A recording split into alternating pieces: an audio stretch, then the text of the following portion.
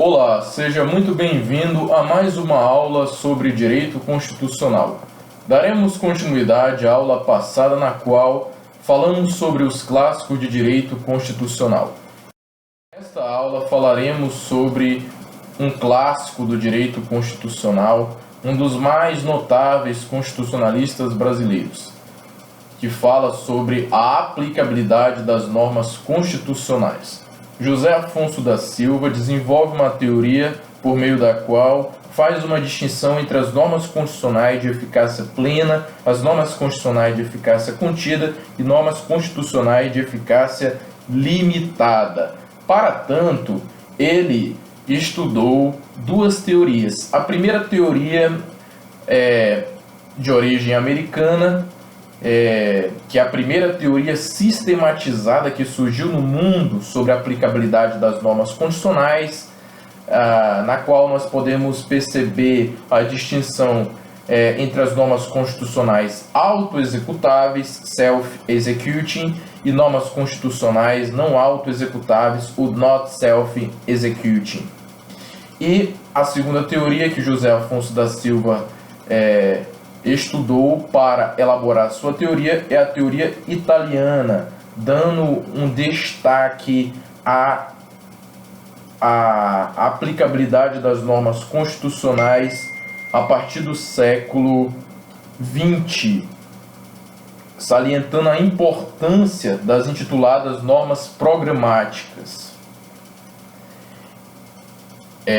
Então, José Afonso da Silva inaugura o seu conceito de Constituição, demonstrando os vários sentidos em que pode ser tomada a ideia de Constituição, tanto de um ponto de vista sociológico, quanto de um ponto de vista político, quanto de um ponto de vista jurídico.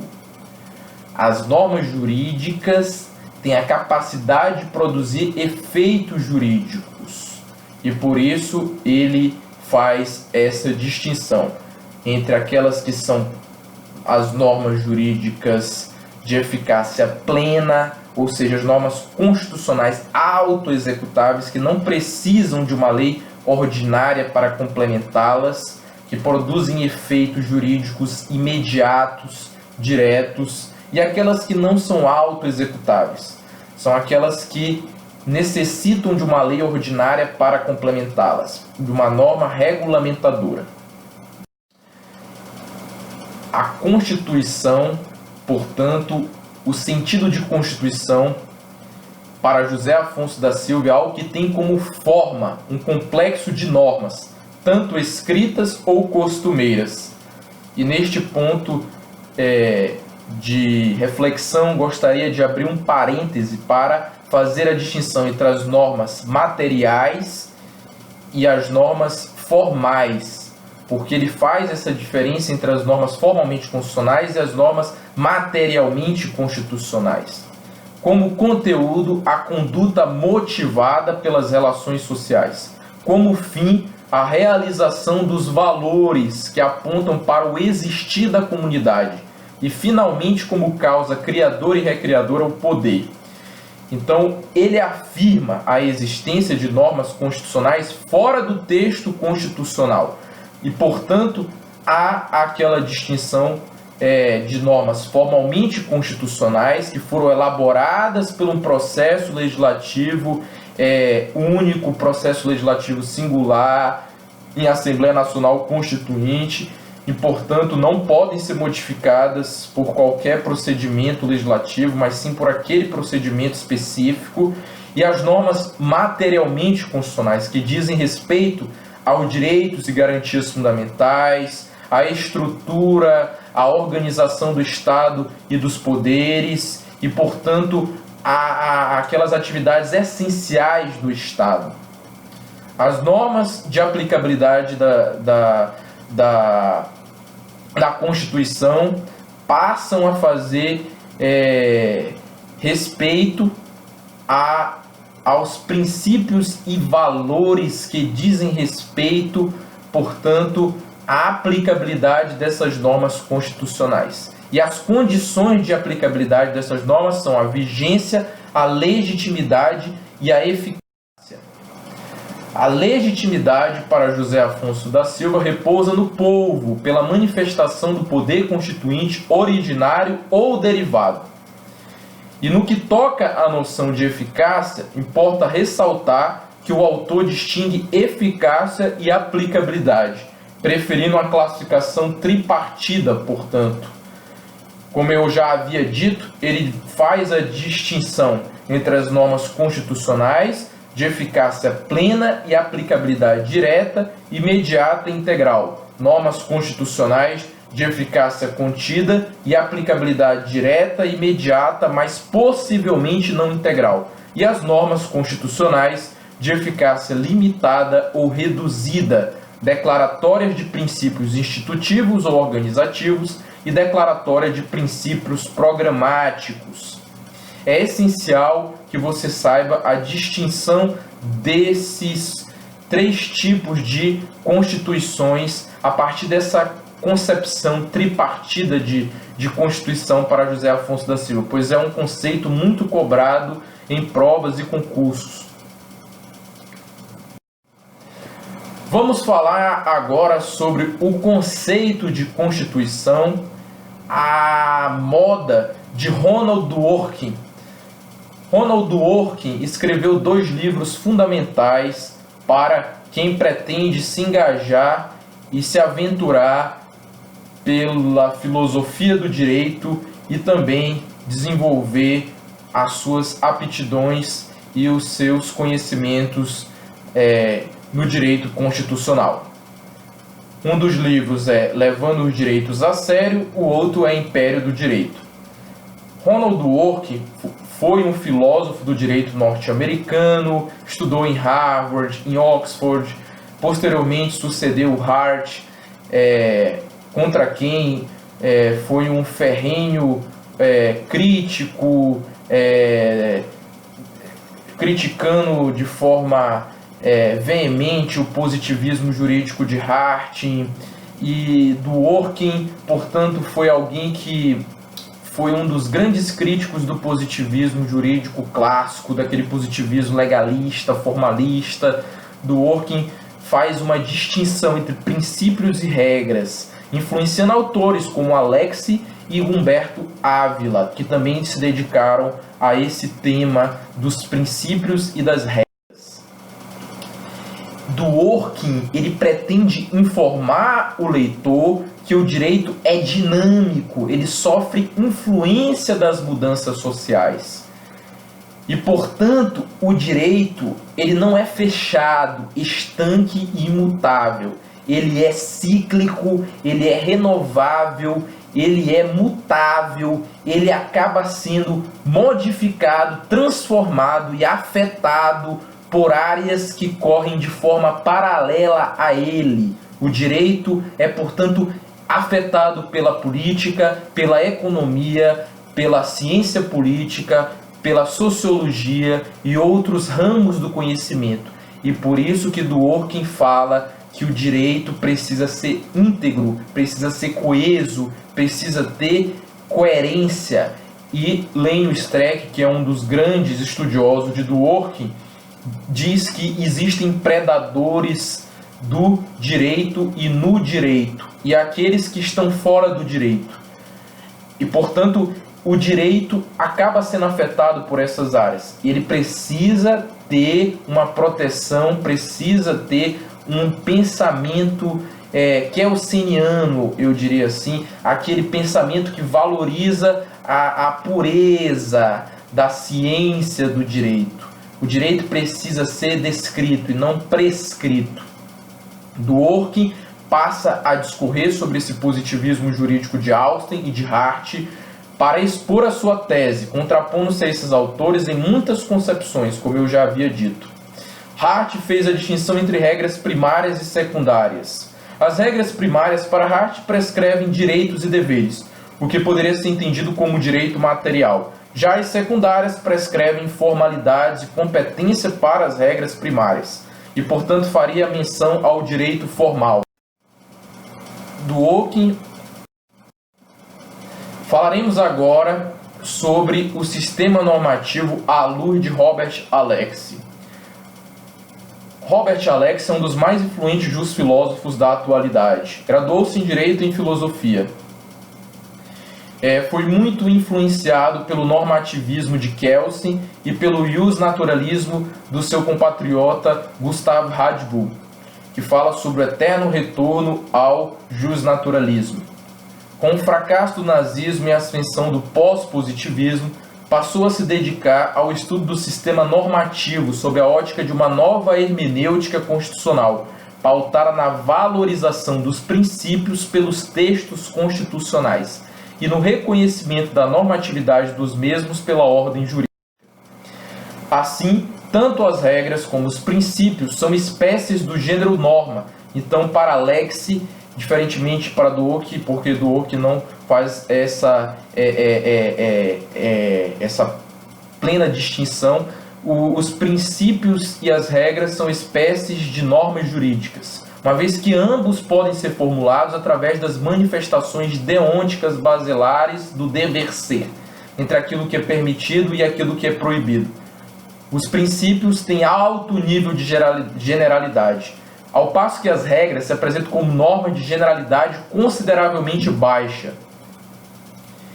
E, portanto, os princípios se estabelecem por uma ordem firmada na precedência, assim como as regras. Mas os princípios, eles se dão por sopesamento. Eles precisam ser sopesados. As regras, pelo critério de antinomias, elas são solucionadas, o conflito entre as regras. No caso de concomitância de regras antagônicas, qual deve ser considerada inválida? Então, é aquele conceito de que as antinomias se dão entre as normas e devem ser solucionadas pelos critérios da hierarquia, da cronologia e da especialidade. A norma posterior revoga a norma anterior, a especial prevalece sobre a geral e a superior prevalece sobre a inferior. Caso se dê entre princípios a incompatibilidade, um dos dois terá que ceder. Ao contrário do que ocorre com as regras, tal abstenção não implica na invalidação do princípio cedente, mas sim na primazia do princípio em relação ao outro, numa determinada situação. Então, ao ser sopesado, ao ser ponderado, o princípio ele prevalece sobre o outro em um dado caso concreto, mas não é excluído propriamente do sistema, diferentemente da regra que deve ser satisfeita e invalida a outra. O modelo ideal de sistema normativo, conforme Alex, é aquele misto no qual os princípios são positivados pelas regras e estas possuem determinações decorrentes das exigências de princípios contrapostos.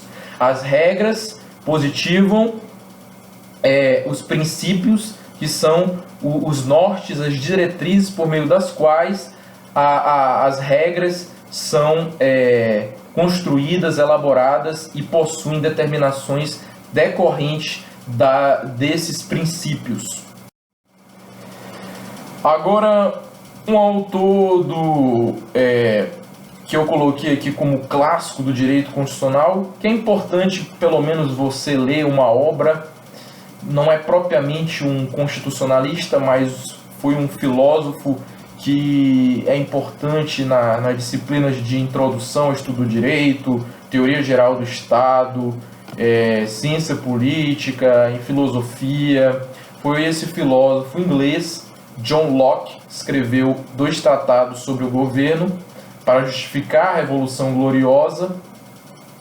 E esta obra é importante porque a partir dessa obra você vê a autoridade do poder monárquico ainda em face dos cidadãos. E John Locke foi ali um dos, digamos assim, autores que introduziu a concepção de liberalismo inglês, de que há uma separação entre Estado e Igreja, e portanto é um dos autores que enterra, vou dizer assim, a ideia de monarquismo, a ideia de uma monarquia constitucional na Inglaterra.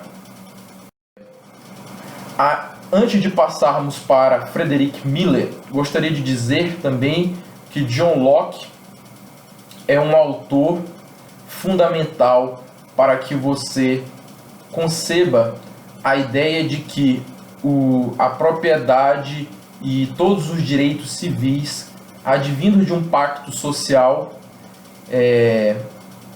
são o resultado daquele processo de luta do homem contra o homem, isto é, que o homem é lobo do próprio homem, como o Thomas Hobbes fala, de que as pessoas vivem em um estado de natureza, em conflito, em estado de subsistência, regidos por impulsos e têm como objetivo apenas satisfazerem os seus desejos e, portanto, sobreviverem. E a partir do momento que essas pessoas pactuam,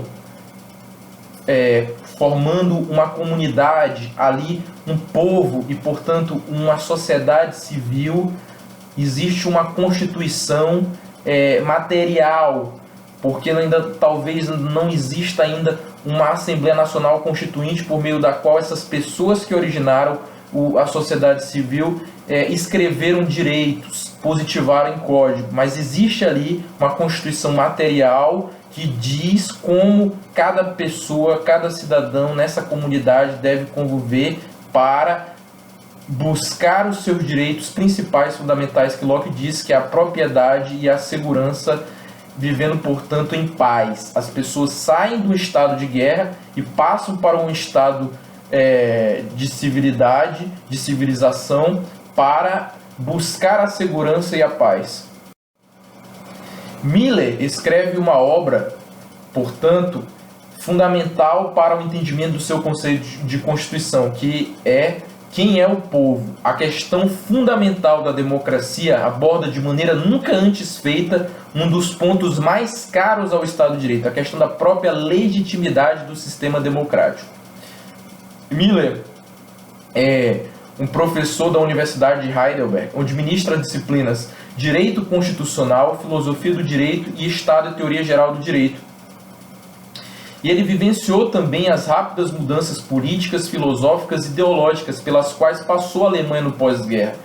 Então ele percebeu ali, naquela corrida desenfreada de ascensão do nazismo e do fascismo, como o Estado e como o governo era contaminado por certas ideologias políticas. E isso se refletia no modo como o direito era elaborado e positivado nos códigos. Portanto, a Constituição de Weimar, 1919, salvo engano, tinha direitos sociais ineficazes, que não refletiam os anseios sociais. E no pós-guerra, direitos humanos foram colocados em pauta, os direitos fundamentais foram demandados, e o homem e o estrangeiro, sem distinção de qualquer raça, cor, natureza, e, portanto, o homem, entendido à luz do artigo 5º da Constituição, necessita de um tratamento isonômico, um tratamento igual, pois pertence à raça humana, e, embora possua diferenças, não pode ser excluído do convívio com os outros semelhantes.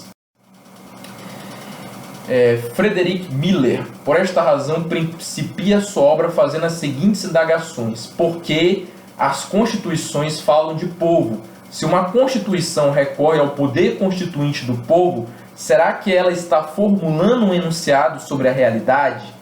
Ele assevera que somente em Rousseau é que se abandona o discurso icônico sobre o povo, vez que entende o filósofo que os atingidos pelas decisões devem ser simultaneamente os autores das decisões. Os outorgantes da norma devem ser idênticos aos conjuntos dos destinatários da norma. Aqui nós percebemos aquilo que diz o parágrafo único da Constituição. no artigo 1º, que todo poder emana do povo, que o exerce por meio de representantes eleitos.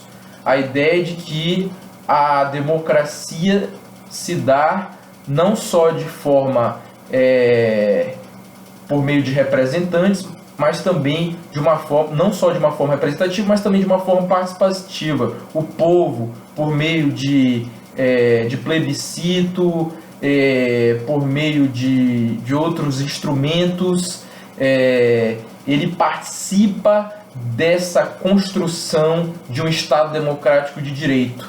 De referendo também é um exemplo de participação do povo.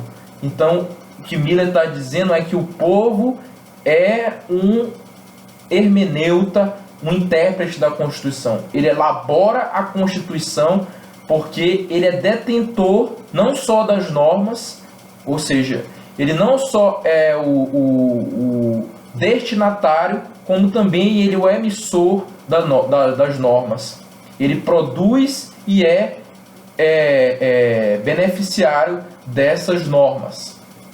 E, portanto, o método que Miller vai falar é o método estruturante, é a teoria jurídica estruturante, colocando em pauta a ideia de que os direitos fundamentais precisam ser concretizados, as normas fundamentais precisam ser concretizadas, porque elas estão intimamente ligadas a elementos culturais, econômicos e políticos, não havendo, portanto, a mera ideia de que os direitos são aplicados porque existem normas jurídicas positivadas, mas sim porque a sociedade e os outros âmbitos que dialogam com o direito, como a economia e a política e a cultura.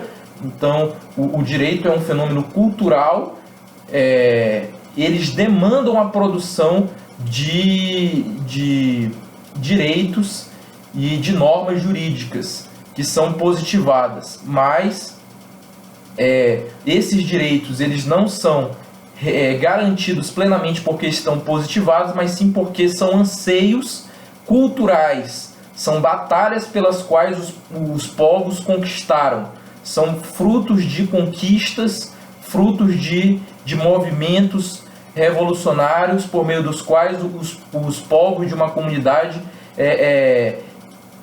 são os grandes detentores, são os destinatários dessas normas. Então, ele é o destinatário dessa norma, não porque essa norma está presente no código, mas sim por ser o autor e o agente passivo e o agente ativo dessas normas jurídicas que são produzidas. Então, Miller rompe com a ideia do positivismo jurídico literal, aquele positivismo estrito, meramente formalista, por meio do qual há subsunção dos fatos às normas e adere à ideia de que o direito e as normas jurídicas são produtos de uma cultura, de uma comunidade e do povo. E só o fato de o povo interpretá-lo e ser o intérprete e o hermeneuta da Constituição já o garante, portanto, como o destinatário dessas normas. Para aquele que acompanhou a aula até o final, meus mais sinceros agradecimentos, e se você quiser acompanhar mais reflexões, aulas e temas que dizem respeito ao direito, à filosofia e à literatura e afins, se inscreva neste canal para trocarmos ideias e compartilharmos conhecimentos. Compartilhe o vídeo e deixe o meu Instagram aqui, André Gustavo Jurista, para trocarmos ideias e questões que ainda você tem dúvida sobre esta aula ou sobre outros assuntos que abordo neste canal. Um grande abraço.